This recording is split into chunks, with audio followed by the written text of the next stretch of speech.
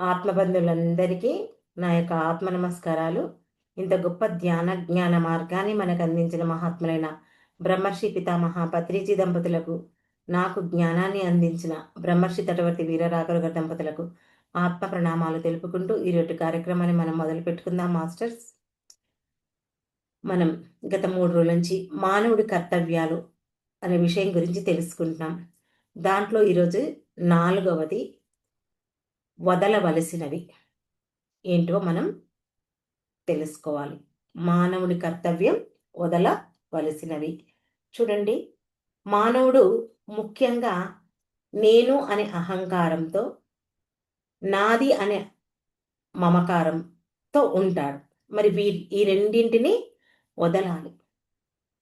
అంతేకాదు, అజ్ఞానాన్ని సమర్థించుకునేటువంటి మూర్ఖత్వాన్ని కూడా వదలాలి.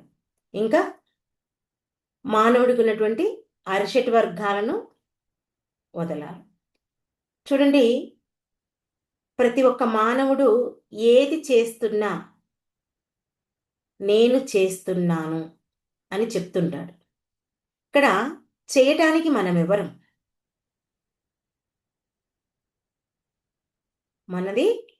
మనమెవరము? మన చేతుల్లో ఏమీ లేదు. మనకు చేసే అవకాశాన్ని ఆ భగవంతుడు మనకు కల్పించాడు.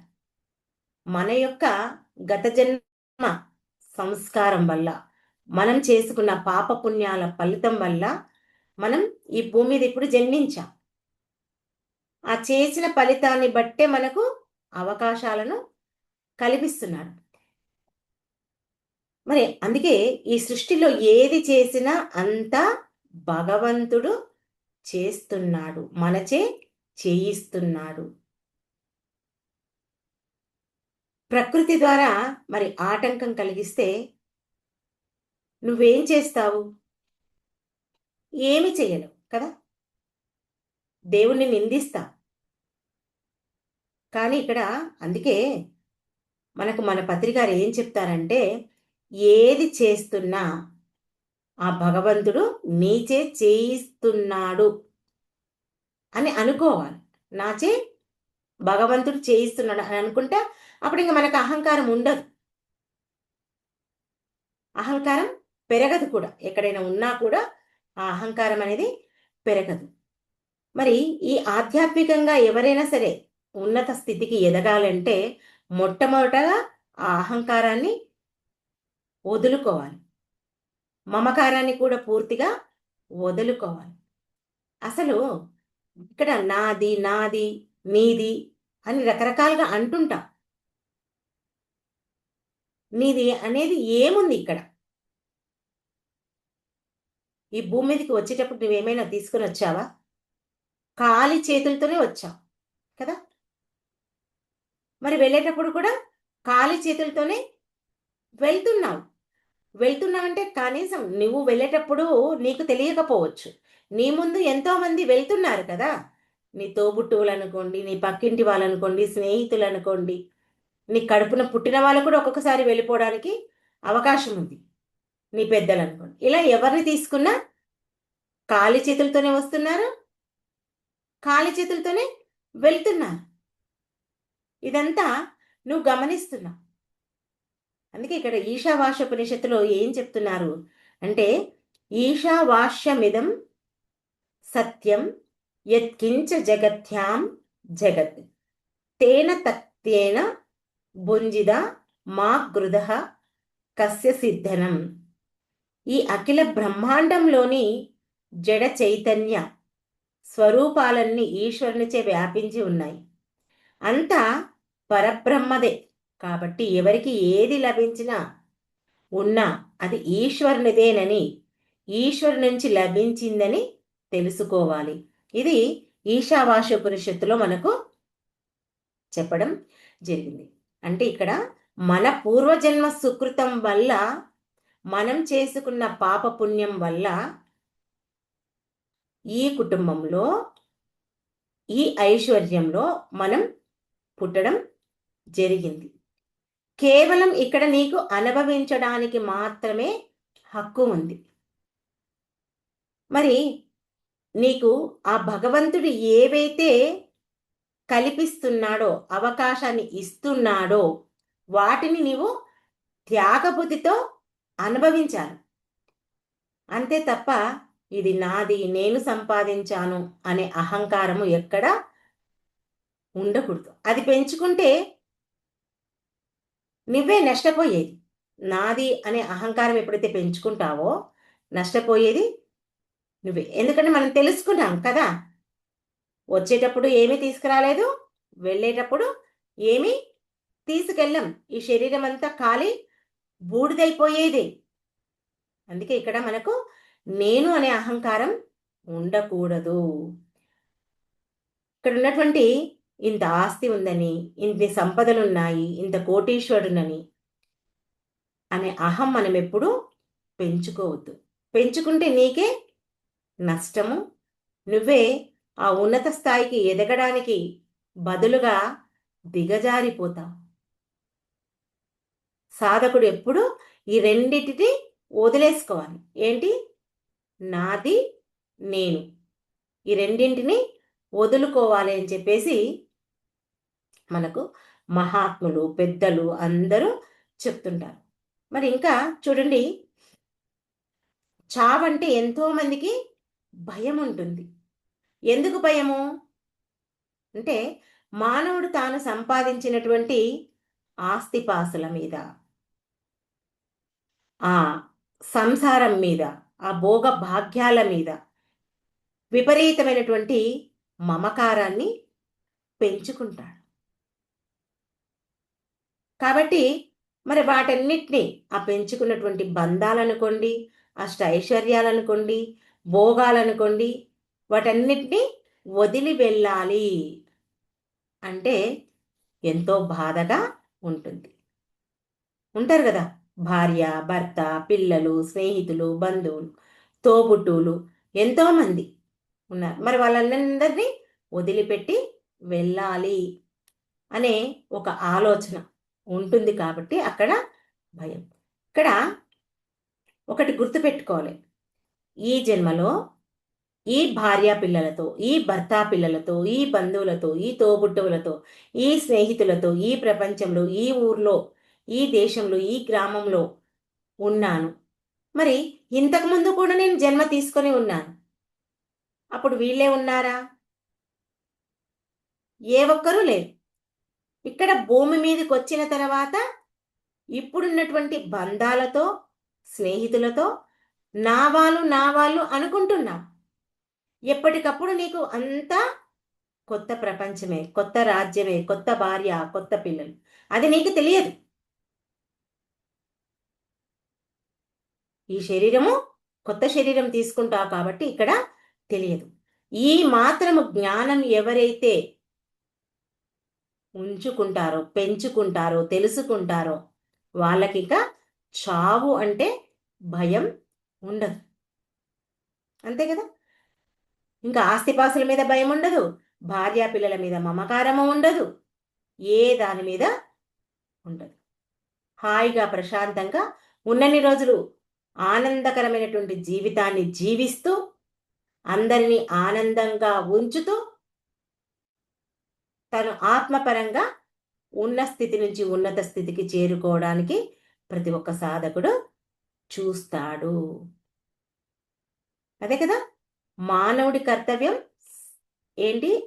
వదులుకోవాలి. వదులుకుంటేనే ఆ సాధకుడు గొప్పగా ఎదుగుతాడు. ఇంకా మనలో ఉన్నటువంటి అజ్ఞానాన్ని అనే మూర్ఖత్వాన్ని కూడా వదులుకోవాలి. చూడండి, కొంతమంది ఎన్ని రోజుల నుంచి ఏది చేస్తున్నారో అదే చేయడానికి ఆసక్తి చూపిస్తుంటారు. మనం ఎదిగే కొద్దీ కొన్నిటిని పక్కకు పెట్టాలి. ఉదాహరణకు మనం భక్తి మార్గంలో ఉన్నప్పుడు భక్తితో ఉన్నాం, ఇంకా అదే భక్తిలో ఉండదు. ఒక క్లాస్ అయిపోయిన తర్వాత ఇంకో క్లాస్కి ఎలా వెళ్తామో, భగవంతుడని ఎవరైతే తెలుసుకుంటామో ఆ భగవంతుని సాక్షాత్కరించుకోవడానికి ఏదైతే అవసరమో అదే చెయ్యాలి. ఇంకా అక్కడే ఆగిపోతా అని ఎప్పుడూ ఉండకూడదు. చూడండి, మనం మేడమెట్లు ఎక్కుతున్నాము. మేడమెట్లు ఎక్కేటప్పుడు ఒక మెట్టు తీసి ఇంకో మెట్టుపై కాలు పెడితేనే పైకి వెళ్తాము. నేను ఇదే మెట్టు మీద ఉంటాను, నేను ఇట్లుంటేనే పైకి ఎక్కుతానంటే ఎక్కగలుగుతామా ఎప్పటికైనా? ఆ కింది మెట్టు మీద కాలు తీస్తేనే పై మెట్టు ఎక్కుతేనే మనం ఆ మిద్దె పైకి, ఆ బంగ్లా పైకి మనం చేరుకుంటాం.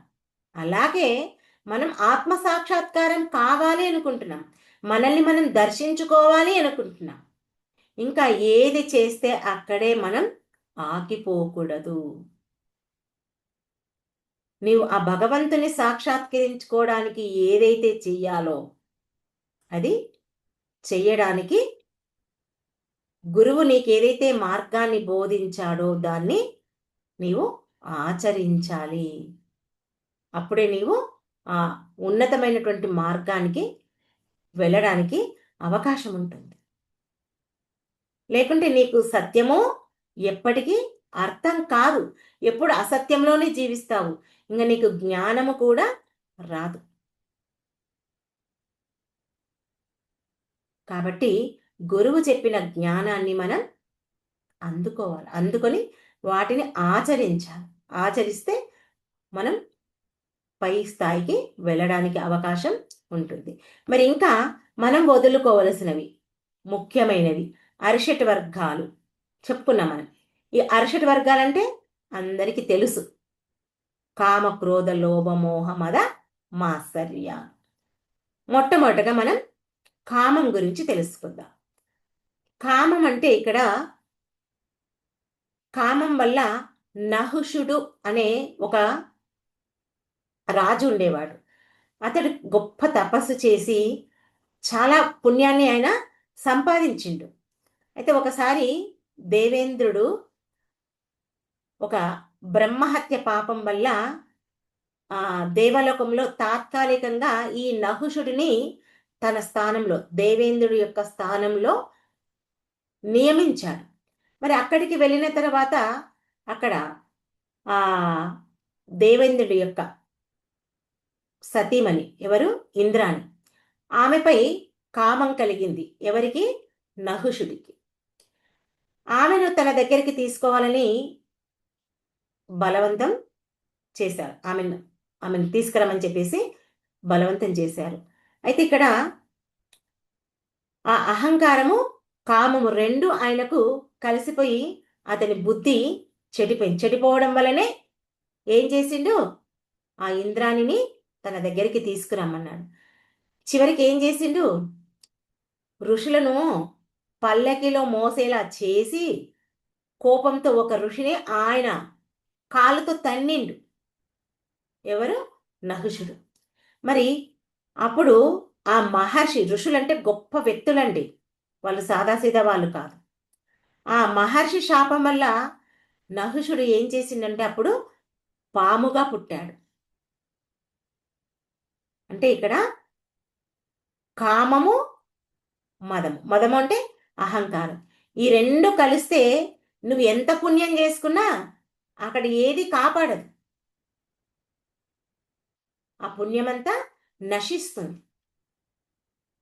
నేను ఇంత గొప్ప తపస్సు చేసిన వ్యక్తిని కదా, నేను ఏదైనా సాధిస్తాను అనుకున్నాడు.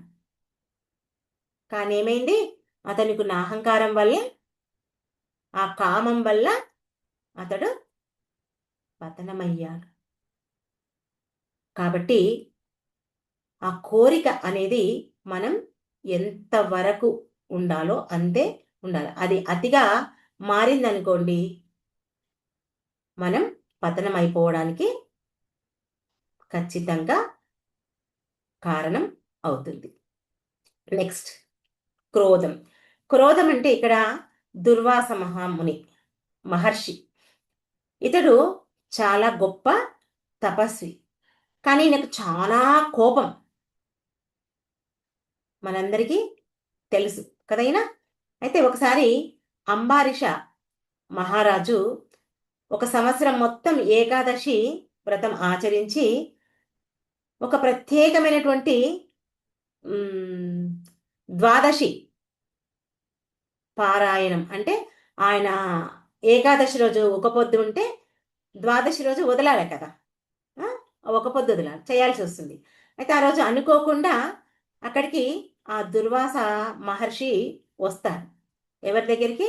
అంబారీష మహారాజు దగ్గరికి. వచ్చినప్పుడు అతన్ని గౌరవంగా ఆహ్వానిస్తాడు. ఎవరు? మహర్షి. మీరు స్నానం చేసి ఆ దుర్వాస మహర్షి అంబారీషుడు ఆహ్వానించి మహర్షిని ఏం చెప్తాడంటే, మీరు స్నానం చేసి రండి, ఇద్దరం కలిసి భోంచేద్దాము అని చెప్తాడు. అప్పుడు దుర్వాస మహర్షి అక్కడికి నదికి వెళ్ళి స్నానం చేసి వస్తానని చెప్పేసి వెళ్ళి అక్కడ ధ్యానంలో కూర్చొని చాలాసేపు అక్కడే ఉండిపోతాడు. అప్పుడు ఆ ద్వాదశి గడియలు మించిపోవడానికి తరుణమైతుంటాయి. అప్పుడు ఎలా ఎలా అని చెప్పేసి అక్కడ ఈయన అంబారీష మహారాజు ఎదురు చూస్తుంటాడు.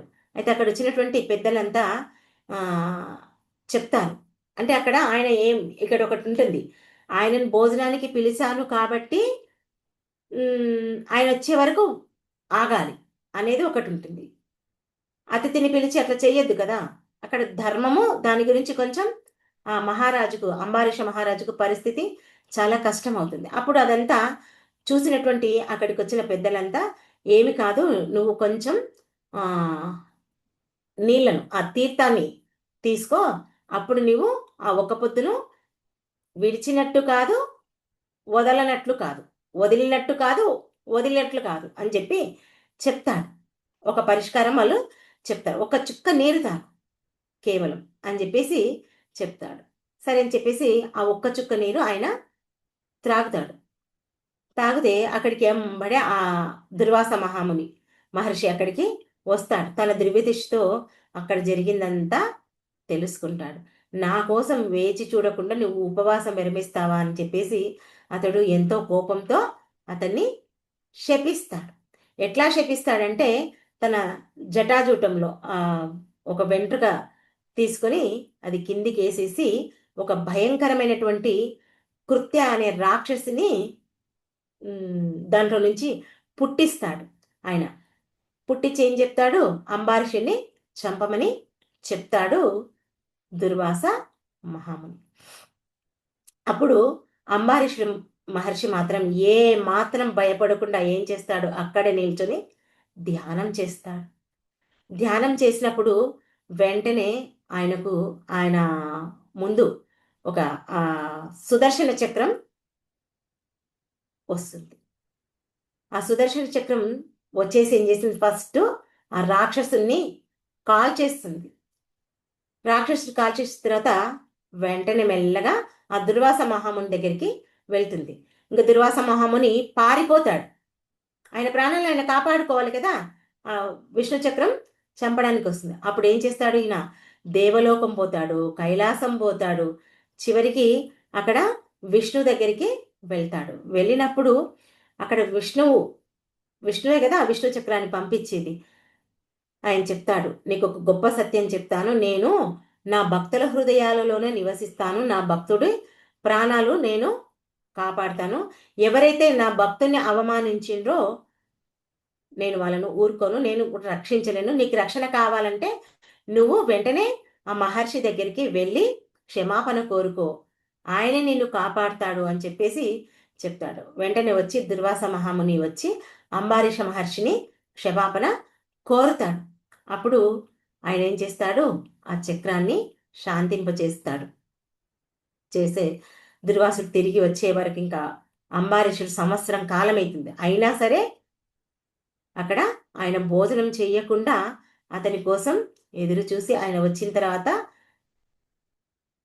ఆయనకు భోజనం పెట్టి గౌరవించి తాను తింటాడు. చూడండి, ఇక్కడ మనం అర్థం చేసుకోవాల్సింది ఏంటంటే దుర్వాస మహాముని ఆయన గొప్ప వ్యక్తే కాదనం, కానీ ఆయనకున్నటువంటి క్రోధం వల్ల అతని ప్రాణాలకే ముప్పు వచ్చింది. అంటే క్రోధం అనేది మనల్నే చంపుతుంది. మనకు అమ్మ కూడా చెప్తుందని చెప్తాం, క్రోధం మనల్నే నాశనం చేస్తుంది అని. మనం ఒకసారి కోపం తెచ్చుకుంటే 3 నెలలు ఆహారం తీసుకొని శక్తిని సంపాదించిన శక్తినంతా కోల్పోతామండి. అంటే అక్కడ ఎంత అర్థం ఉంది. అందుకే మనం ఎప్పుడు కోపం తెచ్చుకోవద్దు. తెచ్చుకున్న దాన్ని అదుపులో ఉంచుకోవడానికి ప్రయత్నం చెయ్యాలి.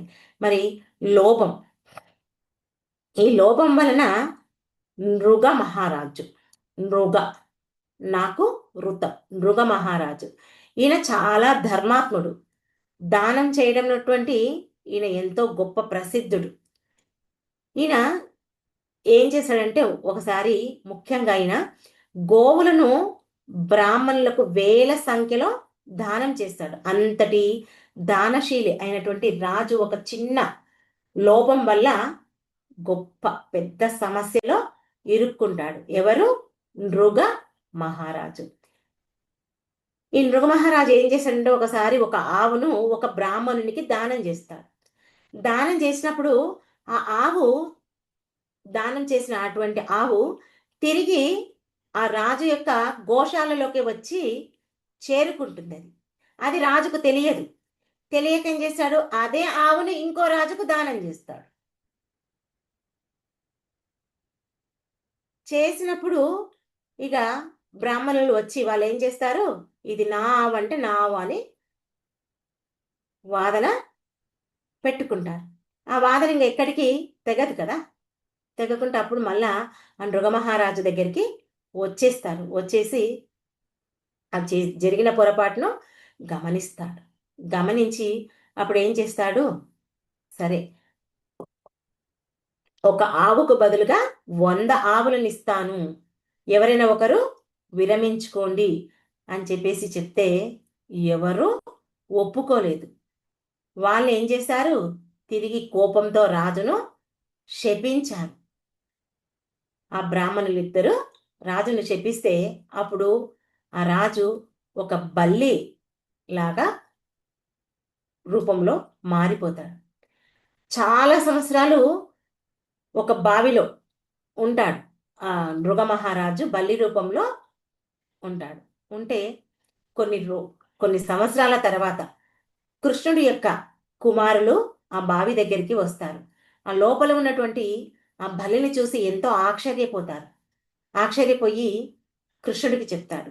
వచ్చి కృష్ణుడు చూసి ఆయన ఇలా తాకగానే ఆ నృగమహారాజు తన యొక్క పూర్వ రూపాన్ని ధరిస్తాడు. ధరించి చెప్తాడు, జరిగిన విషయమంతా చెప్తాడు. అంటే ఇక్కడ చూడండి, ఆయన పొందుతాడు, ఆయన కృష్ణుడి దగ్గర నుంచి ఆ మళ్ళీ తన రూపాన్ని తను పొందుతాడు. కానీ దానం ఇచ్చే విషయంలో మనం ఎంత జాగ్రత్తగా ఉండాలి. మనకు సంపద ఉండొచ్చు, ఆ సంపదను ఇంకా పెంచుకోవాలనే ఉద్దేశంతోనే కదా ఆయన బ్రాహ్మణులకు దానం ఇచ్చేది. ఎందుకు ఇస్తున్నాడు ఆయన? మంచిది, పుణ్యం వస్తుంది దానం చేస్తే అనే ఉద్దేశంతోనే దానం ఇస్తున్నాడు. కానీ ఏది ఇచ్చినా అనే ఎరుక అనేది తనకి ఉండాలి. అంటే ఇక్కడ లోభం అనేది ఆశనే కదా. తను ఇంకా ఆస్తిని పెంచుకోవాలనే ఆశతోనే ఇచ్చాడు. అంటే ఇక్కడ మనం లోభం చిన్న తప్పుగా మనకు కనిపించినా అది పెద్ద ఫలితాన్ని, ఒక పెద్ద సమస్యను తెచ్చిపెట్టింది. కాబట్టి మనం దానం చేస్తున్నాము అనే ఎరుకను అక్కడ గుర్తుంచుకోవాలి. ఉంది కదా అని చెప్పేసి మనం ఇంకా పెంచుకోవాలి మన యొక్క ఆస్తులను, కీర్తి ప్రతిష్టలను అని చెప్పి అనుకుంటున్నావు. కానీ అక్కడ ఎరుక కూడా ఉండాలి. ఆ పుణ్యం కోసం కూడా నీవు లోభాన్ని చూపిస్తే మన పరిస్థితి ఇలాగే ఉంటుంది అనేది ఇక్కడ మనం గుర్తు చేసుకోవాలి. మరి మోహం వల్ల యయాతి మహారాజు. ఇక్కడ దేవయాని ఎవరిమే అంటే మహర్షి శుక్రాచార్యుని యొక్క కుమార్తె. శర్మిష్ట అనటామే అసురరాజు యొక్క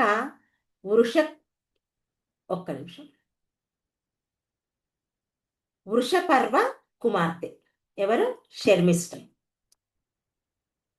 అయితే వీళ్ళిద్దరు ఎవరు? శర్మిష్ట, దేవయాని ఇద్దరు కలిసి స్నేహితులతో కలిసి ఆడుతూ ఒక చెరువు దగ్గర స్నానం చేస్తారు. స్నానం చేసిన తర్వాత ఆ శర్మిష్ట ఏం చేస్తుంది అంటే పొరపాటున దేవయాని యొక్కటువంటి ఆ దుస్తులు, ఆ బట్టలు ధరిస్తుంది. అప్పుడు ఆమె దేవయాని కోపంతో నా బట్టలు వేసుకున్నావని చెప్పేసి ఇద్దరు కొట్లాడుకుంటారు. కొట్లాడుకున్నప్పుడు వాదన పెరిగి ఏమవుతుందంటే శర్మిష్ఠ కోపంతో ఆ దేవయానిని ఇలా నెట్టేస్తుంది. నెట్టేసినప్పుడు బావిలోకి పడిపోతుంది. ఎవరు? దేవయాని. పడిపోతే అక్కడికి అనుకోకుండా యయాతి మహారాజు వస్తాడు. వచ్చేసి ఆ దేవయాన్ని రక్షిస్తాడు. అప్పుడు రక్షించినప్పుడు దేవయాని ఏమవుతుంది, నువ్వు నన్ను ముట్టుకున్నావు, నీ చేత్తో ముట్టుకుని నన్ను బయటికి తీసి రక్షించావు, కాబట్టి నువ్వు నన్ను పెళ్లి చేసుకోవాలి అని చెప్పేసి దేవయాని అంటుంది. దానికి యయాతి మహారాజు ఒప్పుకుంటాడు, పెళ్లి చేసుకుంటాడు. కా అక్కడ శుక్రాచార్యులు కూడా ఉంటాడు. ఆయన కూడా కరెక్టే, ఇది ముట్టుకున్నావు కాబట్టి చేసుకోవాలి, కాకపోతే ఇక్కడ నీకు ఒక ముఖ్యమైనటువంటి షరతు ఉంది. ఏంటంటే శర్మిష్ఠని ఎప్పుడు నీవు వివాహం చేసుకోడు, వాళ్ళిద్దరు కలిసి ఉన్నారు కదా, వాళ్ళిద్దరు ఒకటే కదా, కాబట్టి నువ్వు ఎప్పుడు వివాహం చేసుకోకూడదని చెప్పేసి ఒక షరతు పెడతాడు శుక్రాచార్యుడు. దానికి ఈయన అంగీకరిస్తాడు. కాకపోతే ఆ దేవయానికి సేవకురాలిగా ఈ శర్మిష్ఠ పని చేయాల్సి ఉంటుంది, వస్తుంది అలాంటి సన్నివేశం అక్కడ ఉంటుంది. కానీ ఆ కొద్ది కాలం తర్వాత శర్మిష్ఠ యయాతిని రిక్వెస్ట్ చేస్తుంది. ఏమని? నువ్వు నన్ను కూడా భార్యగా స్వీకరించాలి అని కోరుతుంది. యయాతి మహారాజు గుర్తొస్తుంది, శుక్రాచార్యుడు పెట్టినటువంటి షరతు గుర్తొస్తుంది. ఫస్ట్ కాదంటాడు, కానీ మళ్ళీ వెనకసరికి పెళ్లి చేసుకుంటాడు. మరి వాళ్ళకు కూడా పిల్లలు పుడతారు. ఈ విషయం అంతా దేవయానికి తెలుస్తుంది. తెలిసి వెంటనే శుక్రాచార్యునికి తండ్రికి చెప్తుంది. చెప్పినప్పుడు అప్పుడు ఏమవుతుందంటే అతడు శుక్రాచార్యుడు ఏం చేస్తాడంటే కోపం వస్తుంది. కోపం వచ్చి యయాతి మహారాజుని నువ్వు వెంటనే వృద్ధుడిగా మారిపోదువు కాక అని చెప్పేసి అతను శపిస్తాడు. శపించినప్పుడు ఇతను వెంటనే యయాతి మహారాజు వృద్ధుడవుతాడు. అయ్యి అప్పుడు శుక్రాచార్యుని వేడుకుంటాడు. నేను ఎంతో యవనవంతుని, నాకెంతో జీవితం ఉంది, నేను ఇంకా అనుభవించేది ఎంతో ఉంది, నన్ను ఏమీ అనుభవించనీయకుండా నన్ను ఇట్లా వృద్ధుడిగా శపించావు కదా అని చెప్పేసి, నన్ను ముసలివాడిగా చేశావు కదా అని చెప్పేసి అతను వేడుకుంటాడు. అప్పుడు ఆయన కర్ణతో ఏం చేస్తాడు శుక్రాచార్యుడు అంటే, నీకున్నటువంటి పుత్రులలో ఎవరిదైనా సరే ఆ యవ్వనాన్ని తీసుకొని నీ యొక్క ముసలితనాన్ని వాళ్లకు ఇస్తే నువ్వు మళ్ళీ ఇదంతా అనుభవించవచ్చు అంటాడు. అతనికి ఎంతమందో పుత్రులు ఉంటారు, ఏ పుత్రుడు అడిగినా ఎవరు నీ యొక్క ముసలితనాన్ని తీసుకోము అంటారు. తీసుకోమంటే లాస్ట్కు చిన్న కొడుకు తన యొక్క యవ్వనాన్ని తండ్రికి ఇచ్చి ఆ ముసలితనాన్ని యయాతి మహారాజు తీసుకున్న తర్వాత 1000 సంవత్సరాలు తన యొక్క ఎంతో భోగభాగాలను ఎన్నిట్లో అనుభవిస్తాడు. అనుభవించి అతనికి విరక్తి వస్తుంది. విరక్తి వచ్చి అప్పుడు ఏం చేస్తాడు, అతడు ఆ సత్యాన్ని గ్రహిస్తాడు. ఇంకెంతకాలమైన ఇంతే కదా, ఇంకేముంది అని చెప్పేసి ఏమనుకుంటాడంటే, ఈ భోగాలు అనేటివి ఎట్లుంటాయంటే అగ్నిలో ఎంత నూనె పోసినా ఆ అగ్ని మరింత పెరుగుతుంది, తగ్గుతుందా ఎక్కడైనా? తగ్గదు. అలాగే మనం ఎన్ని రోజులున్నా ఇది ఇంతే జీవితం అని చెప్పేసి అక్కడ ఆయన విరమించుకుని ఏం చేస్తాడంటే తన కొడుకు యవ్వనాన్ని తన కొడుకుకు తిరిగి ఇచ్చేసి తన రాజ్యాన్ని కూడా ఆ కొడుకుకి ఇచ్చేసి తను అడవుల్లోకి వెళ్ళి తపస్సు చేయడానికి వెళ్తాడు. ఇక్కడ భోగాలు అనేటివి మన యొక్క కోరికల్ని తృప్తిపరచదు. వాటి వల్ల మనకు మోహం పెరుగుతుంది. ఆ మోహం వల్ల ఏమవుతుంది, ఎన్ని రోజులున్నా ఇంతే కదా అనిపిస్తుంది. కాబట్టి మనం కామాన్ని భోగాలతో అనుభవించడం అనేది అగ్నిని నూనెతో ఆర్పాలని ప్రయత్నిస్తే ఎలా ఉంటుందో మనం మోహం పెంచుకుంటే కూడా అలాగే ఉంటుంది అనేది దీని ద్వారా మనం గ్రహించాలి. అందుకే మోహం ఎవరి మీద ఎంతవరకు ఉంచుకోవాలో అంతే ఉంచుకోవాలనేది దీని ద్వారా మనం తెలుసుకోవాలి. మరి నెక్స్ట్ మదం. మదం అంటే ఇక్కడ బాణాసురుడు. ఇతడు మహాబలవంతుడైనటువంటి అసురరాజు, మహాభక్తుడు. ఇతడికి శివుడి మీద అపారమైనటువంటి ఎంతో భక్తి ఉంది. చాలా సంవత్సరాలు కఠినమైనటువంటి తపస్సు చేశాడు. ఆయన చేసిన తపస్సుకు శివుడు మెచ్చుకొని ప్రత్యక్షమయ్యి ఆయనను వరం కోరుకోమంటాడు. అప్పుడు ఈయన ఏం చేస్తాడు బాణాసురుడు, నేను అతి గొప్ప శక్తివంతుణ్ణి అవ్వాలి అని కోరుకుంటాడు. కోరుకున్నప్పుడు శివుడు ఏం చేస్తాడు, బాణాసుడికి 1000 చేతులను ఇస్తాడు. ఇంకా నా అంత తోడు లేడు. 1000 చేతులు అంటే ఏంటి, మనకున్న 2 చేతులే మనం పెద్ద విర్రవీగుతుంటాం. ఆయనకు 1000 చేతులు వచ్చే వరకు ఎట్లా విర్రవీగుతాడు. అలా అతనికి అహంకారం వస్తుంది. వచ్చి నా బలం ముందు ఎవ్వరూ నిలబడలేరు అని చెప్పి అనుకుంటాడు. తను అనుకునేదే కాకుండా శివుడి దగ్గరికి కూడా వెళ్ళి అడుగుతాడు, నువ్వు నాకు 1000 చేతులు ఇచ్చావు, కానీ నా ముందు యుద్ధం చేసే శత్రువు ఒక్కరు కూడా లేరు అని చెప్పేసి ఆయనతో అంటాడు. అప్పుడు శివుడు అంటాడు, త్వరలోనే నీ యొక్క అహంకారాన్ని అణచడానికి ఒక యోధుడు వస్తాడు అని చెప్పేసి బాణాసురుడికి చెప్తాడు. అయితే ఆ బాణాసురుడికి కూతురు ఉంటుంది కదా, ఉష ఆమె పేరు. ఆ కూతురుకు ఒకరోజు కలలో ఒక యువకుడిని చూసి ఆమె అతనిపై ప్రేమలో పడుతుంది. ప్రేమలో పడి ఏం చేస్తుందంటే, తన తన చెలికత్తెలు ఉంటారు కదా, ఒక స్నేహితురాలు చెలికత్తెలు ఎవరో ఒక ఆమె ఉంది. ఆమె పేరు చిత్రలేఖ. ఆ చిత్రలేఖ అనే ఆమె దగ్గర ఆ అనేకమైనటువంటి ఆ మహారాజుల యొక్క చిత్రాలను గీపిస్తుంది. గీపించినప్పుడు ఆమెకు స్వప్నంలో ఎవరైతే కనిపిస్తారో, మహారాజు కనిపిస్తాడో అతన్ని గుర్తుపడుతుంది. గుర్తుపట్టి అప్పుడు ఆ వ్యక్తిని చూసి గుర్తుపడుతుంది. గుర్తుపట్టి ఏం చేస్తుంది, ఆ యోగ శక్తితో ఆయన తీసుకొస్తుంది. ఎవరు అంటే ఆమె కృష్ణుడి యొక్క కొడుకు. కృష్ణుడి కొడుకు ఎక్కడుంటాడు, ద్వారకలు ఉంటాడు. ఆ ద్వారక నుంచి ఈ బాణాసుడు రాజ్యంలోకి తీసుకువస్తుంది. ఆయన పేరు అనిరుద్ధుడు. వాళ్ళిద్దరూ కలిసి జీవించడం ప్రారంభిస్తారు. కొంతకాలం తర్వాత ఎవరికైనా సరే, ఏ తల్లిదండ్రులకైనా తెలుస్తుంది కదా పిల్లలు చేసే తప్పులు. ఈ విషయం బాణాసుడికి తెలిసి అనిరుద్ధుణ్ణి బంధిస్తాడు. అతను ఎంతో గొప్ప శక్తివంతుడు అనిరుద్ధుడు, కానీ అతని బలంతో అతన్ని కట్టేస్తాడు. మరి ఈ విషయం ఇదంతా కృష్ణ భగవానుడికి తెలుస్తుంది. తెలిసి బాణాసుడి రాజ్యానికి వచ్చేస్తాడు. వచ్చి అక్కడ బాణాసుడి దగ్గర యుద్ధం చేస్తాడు. ఎవరు, శ్రీకృష్ణ పరమాత్మ. శ్రీకృష్ణ పరమాత్ముడు ఇంక వస్తే మాటల ఆయన యొక్క విష్ణు చక్రంతో ఆయన చేతులన్నీ నరికేస్తాడు. ఎవరివి, బాణాసుడివి. ఇంకా 4 చేతులు, ఆయన 4 చేతులు ఉన్నప్పుడు శివుడు వస్తాడు. మరి శివుని భక్తుడు కదా బాణాసురుడు, భక్తుడు వచ్చినప్పుడు అతన్ని చెప్తాడు, నా భక్తుడు, వాణ్ణి ఏం చెయ్యొద్దు అని చెప్పేసి క్షమించమని కోరుతాడు. కోరినప్పుడు అప్పుడు ఇంకా ఆయన వదిలేస్తాడు. ఎవరు, శ్రీకృష్ణ పరమాత్ముని బాణాసుని చంపకుండా వదిలేస్తాడు. అంటే ఇక్కడ గొప్ప భక్తుడే కానీ గొప్ప శక్తి ఉండవచ్చు.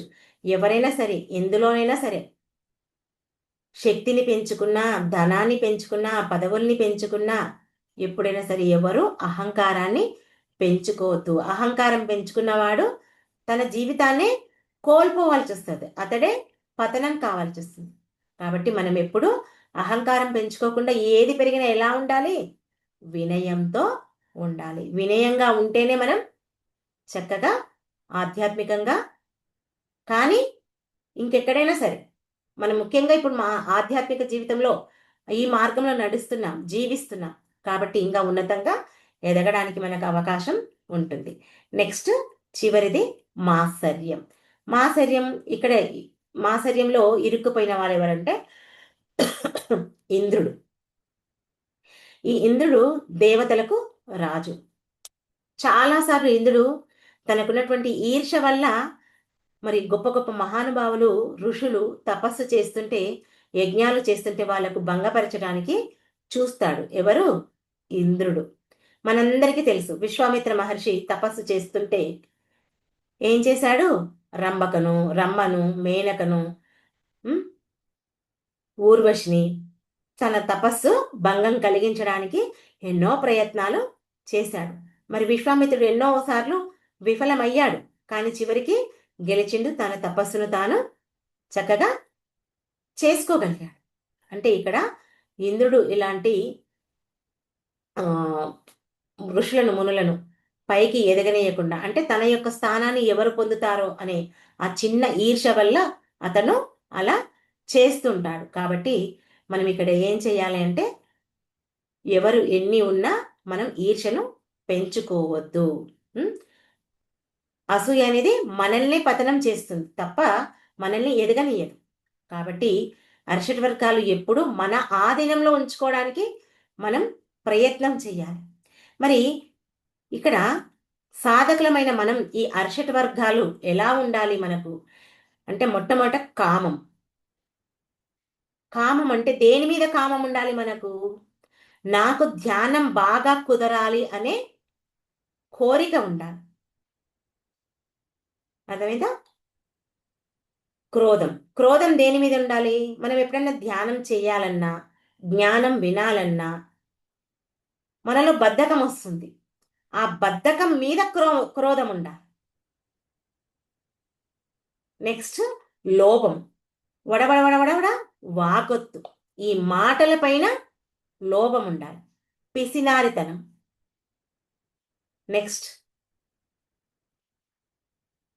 మోహం. మోహం దేని మీద ఉండాలి? నేను ఇంకా ఈ జ్ఞానాన్ని పొందాలి, నేర్చుకోవాలి, సముద్రం అంత జ్ఞానం ఉంది, నేను ఇంకా నేర్చుకోవాలి, ఆ జ్ఞానవంతుల గురువుల్లాగా నేను ఎదగాలనే మోహం ఉండాలి. ఈర్ష. పక్క వాళ్ళు ఎంతో ఎదిగిపోతున్నారు, నేను ఎదగలేకపోతున్నా. మనపై మనకు, పక్కవాడి మీద కాదు, మనపై మనకు, మనం ఎదగలేకపోతున్నాం, ఇంకా ఎదగాలనే ఈర్ష మనకు ఉండాలి. నెక్స్ట్ గర్వం, అహంకారం, మదం. దేనికి ఉండాలి? పత్రి గారు దొరికిన, ఇంత గొప్ప సద్గురువు దొరికినందుకు మనకు కొంచెం గర్వం ఉండాలి. నిజంగా ఆ గురువు గనక మనకు దొరకకపోతే మనం ఇప్పుడు ఎలా ఉండేవాళ్ళము? ఎక్కడ వేసిన గొంగడే అక్కడే ఉన్నట్లు మన జీవితాలు కూడా అలాగే ఉండేవి. ఇప్పుడు ఆ మహానుభావుడు మన జీవితంలో ప్రవేశించినందుకే కదా చక్కగా ఇప్పుడు ఇంతటి జ్ఞానాన్ని మనం పొందుతున్నాము. కాబట్టి అర్షట్ వర్గాలను మన ఆధీనంలో ఉంచుకోవాలి. ఉంచుకుంటేనే మనకు జ్ఞానం పెరుగుతుంది. అందుకే ఈ సృష్టిలో ఎన్నో ఉంటాయి, వాటన్నింటినీ మనం ఎలా వినియోగించుకోవాలనే జ్ఞానం మనకు ఉండాలి. చూడండి, ఉదాహరణకు అగ్ని, మంట ఉంది.